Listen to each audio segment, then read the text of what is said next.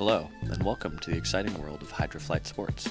That's the general term for flying with water. In this first video, I'm going to walk you through everything you need to know to have a safe and fun experience on the X-Board flight deck by Flydive, the world's most advanced hydroflight system. The X-Board was designed from scratch to give its rider a fun, friendly, and stable ride, whether you're new to water sports or a seasoned vet. Within 5 to 10 minutes, almost everyone can achieve stable flight, even if you're not in the best shape of your life. Before we get into flying, let's cover a few requirements for the flyer. You must be at least 10 years old, over 4 foot 10 inches tall, and weigh at least 65 pounds. Smaller flyers often have a hard time controlling the board in the water.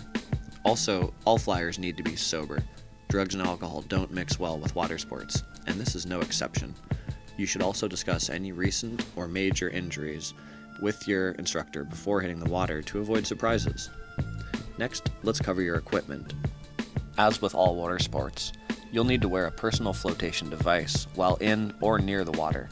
Foot protection is always a good idea while on boat ramps or beaches. Lastly, always protect your noggin with a water sports specific helmet.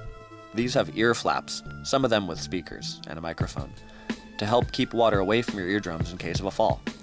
Speaking of falls, hydroflight is a very safe sport when both parties are paying attention. But with any sport, accidents can happen if you try to fly outside of your skill level. Every Flydive and Jetpack America certified instructor has a comprehensive safety and rescue plan. Talk with your instructor if you'd like to learn more about it. Great. Now, before we get into the specifics of how to fly, here's a quick explanation of how this all works.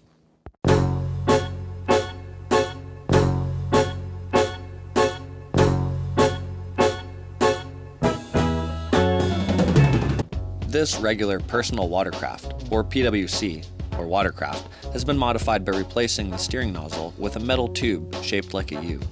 When the driver hits the gas, instead of the water shooting out of the steering nozzle, it's pumped into the tube and U-turned forwards into a flexible hose, not so different from a fire hose. This means the craft has no thrust or steering of its own. 65 feet later, the hose connects to the board, or a jetpack, with a quick release and 360-degree swivel connector. The flyer attaches their feet to the board with wakeboard-style boots, and as they fly forward, they tow the PWC behind them. This means the flyer is completely in charge of the steering, while the driver controls the throttle. This makes communication between the driver and flyer super important. Thanks for watching the first in our 4-part series on flying the Flydive X-Board.